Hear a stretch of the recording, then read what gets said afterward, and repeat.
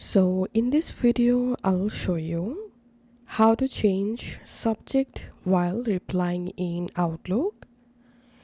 So as you can see here, I opened email on my Outlook, and now I want to reply to this mail and want to change the subject line.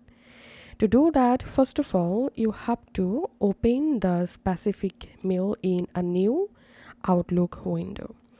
To do that, you have to double click on the mail, and the mail will be open in a new window like this. Now you can easily click on your mail subject and you can change your subject like this. Once you successfully changed the email subject line, you have to change the subject line first before replying.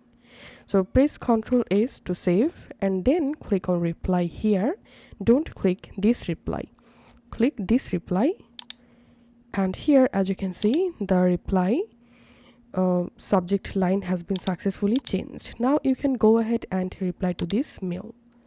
So that's how we can do it. If this video helped you out, please leave a like and leave a comment down below. Thank you for watching.